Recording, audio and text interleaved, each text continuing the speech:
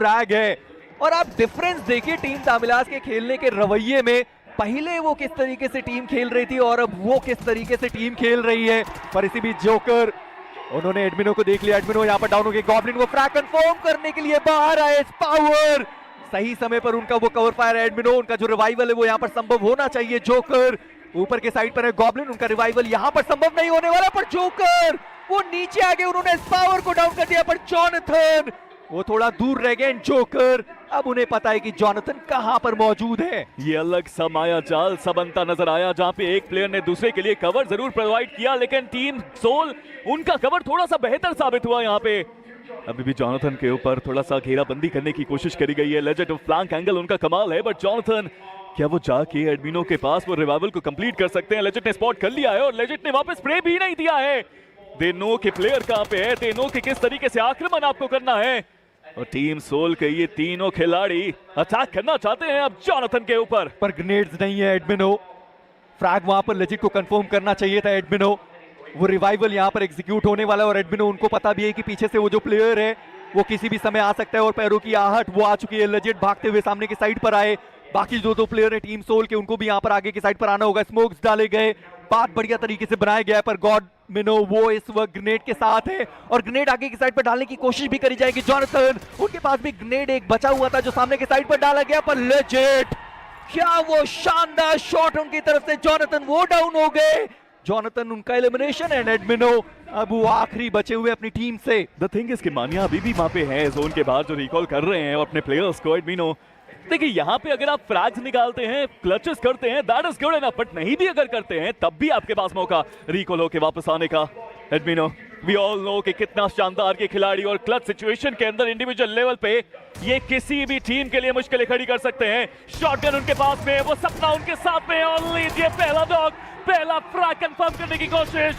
Team soul के players दोनों तरफ से आक्रमण करने के लिए आए और लीजिए ट्रेड लिया गया जोकर के द्वारा।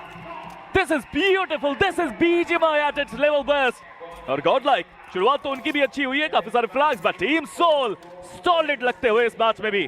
जी हाँ, स्पीरो पर मैं अभी भी उनका एक ग्रेनेड जो सामने की साइड पर आता हुआ मारे, उनकी एचपी बहुत ज्यादा डैमेज हुई है, वो गाड़ी के ऊपर डैमेज ज्यादा है, पर लेजिट एक और बढ़िया ग्रेनेड जहां पर जॉनथन एंड पावर दोनों प्लेयर्स डाउन हो गए और लेजिट का ये तीसरा ग्रेनेड पूरी गॉडलाइक को अकेला प्लेयर वो यहाँ पर खाकर चला गया। लेजिट, ये पांचवा फ्रैग जो वो लेकर जाने वाले टीम सोल, उनके लिए ये 11वां फ्रैग आता हुआ। देखिए, टीम सोल की लेगेसी ना सही हाथों में है, क्योंकि the man with the golden arm is still here.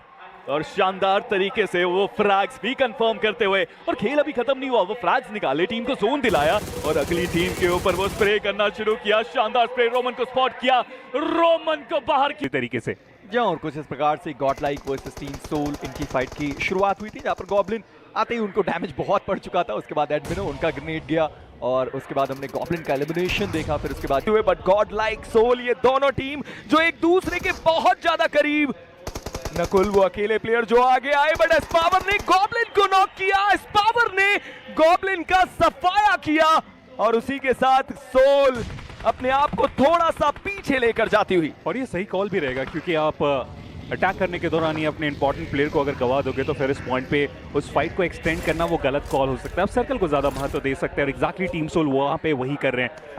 अभी वो टीम गॉडलाइक के बहुत करीब, और गॉडलाइक भी तो सर्कल के बाहर देखने को मिल रही है। वाइपर वो लगातार शॉट दे रहे हैं, गॉब्लिन एचपी उनकी बहुत ज्यादा कम हो चुकी है, बट फिर भी team Soul somehow they are trying to get inside the zone. और फाइनली जो एंट्री है वो भी उनको मिल चुकी है। आप लर्न फ्रॉम पास्ट को देखिए, वो वेस्टर्न एजेस पे पहले से मौजूद थे, वो सर्कल में नहीं पहुंच पाए।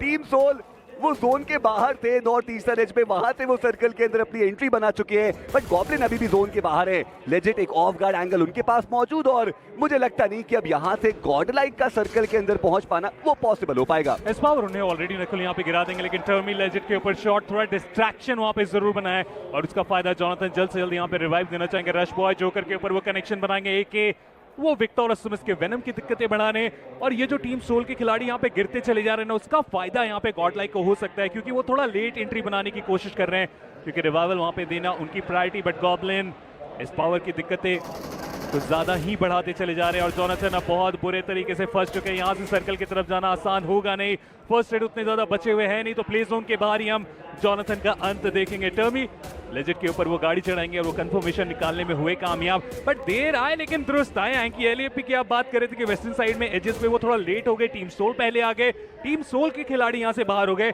और एलईएफपी के चार खिलाड़ी अभी फिलहाल इस सर्कल के अंदर। नाइट मीनवेल उन्होंने आरू को डाउन किया है, सर्कल के अंदर के 9 हमें देखने को मिल रही है, बट निंजा बॉय उनको डाउन किया जाएगा फॉक्स के द्वारा। टीम तमिलाज इस मुकाबले में एक फिनिश निकाला है, पर जो पोजीशनिंग है वो उन्होंने अभी भी बढ़िया बना के रखी है, बिल्कुल एज टू एज जो गेम प्ले उसको वो प्रायोरिटाइज करते हुए। विक्टोरियस सुगस और टीम ओरंगुटान मीनवाइल ये दो टीम्स भी एक दूसरे के काफी नजदीक, बट जॉनसन वो सर्कल के बाहर मौजूद थे, जोन के अंदर उनको आना था और वहां से उन्होंने रश बॉय को डाउन किया।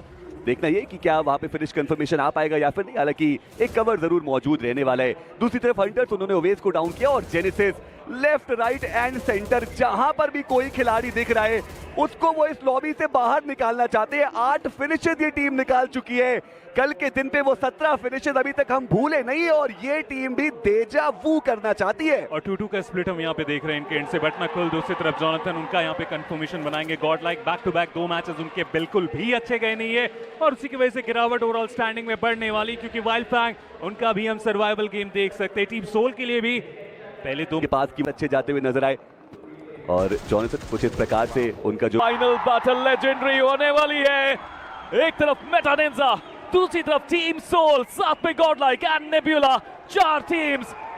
ये मैच लग तो रहा है इतिहास में लिखा जाएगा। और इनके बीच में आप देखिए कि एस पावर ऑलरेडी करीब पहुंच चुके हैं, गॉडलाइक की टीम भी यहां पर आ चुकी है और ऐसे समय पे नकुल को जल्दी से रिवाइवल देना होगा। क्या ये सारी चीजें इतनी आसान रहेगी, क्योंकि मेटा निंजा ने वो नॉक निकाला था और अब सोल के प्लेयर्स वो सैंडविच हो चुके हैं, क्योंकि आप देखिए तीनों दिशा से 3 अलग टीम उनके ऊपर एंगल बनाना चाहती है। एस पावर उन्होंने भी वो नेट डाला, लेजेंड के ऊपर वो शॉट लेने का प्रयास, इंफॉर्मेशन पूरी है और उसके चलते वो डोर तोड़ा गया ताकि अगले नेट से लेजेंड को नॉक किया जा सके। सही समय पे लेजेंड अपने आप को नीचे की तरफ लेकर आए, बट जैसे ही सोल और गॉडलाइक की फाइट शुरू होगी मुझे लगता है कि मेटा निंजा या फिर नेबुला वो भी वैल्यू निकाल सकते हैं। उनके बीच की फाइट भी शुरू होती हुई, पर टीम सोल प्लेयर्स के पास एचपी का ज्यादा एडवांटेज अब बचा नहीं है। नेट्स बैक टू बैक आ रहे हैं लेकिन कनेक्शन ज्यादा नहीं हो रहा है, थोड़ा संभल के खेलना पड़ेगा टीम गॉड लाइक। अभी भी वो स्प्रेज रुक नहीं रहे, फाइनली वो नेड आया, फाइनली वो नेड अपना शिकार ढूंढा। दूसरी तरफ से अपोलो के नेड ने नेबुला की मुश्किलें बढ़ाई। एक ट्राइफेक्टा बन चुका है जहां पे टीम सोल अब एक सैंडविच सिचुएशन में फंसती हुई। अब देखने वाली बात रहेगी यहाँ से सोल कैसे निकलती है। 3 नेड एक साथ गॉब्लिन के ऊपर डाले गए ताकि वो ओपनिंग निकल पाए।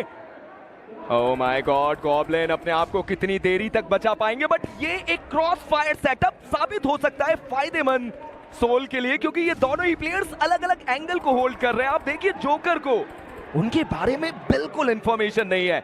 ऐसे समय पे अगर गॉडलाइक के प्लेयर आगे बढ़ते हैं बिना इंटेल के, जोकर मौका बना सकते हैं, जोकर गेम चेंज कर सकते हैं। पहले भी कई बार उन्होंने गेम चेंज किया है, बट मेटा निंजा बार बार वो भी स्प्रेस दे रहे हैं, वो भी यहाँ पे परेशानी में डाल रहे हैं, लेकिन अभी तक नॉक नहीं आया है, जो सबसे बड़ी बात है।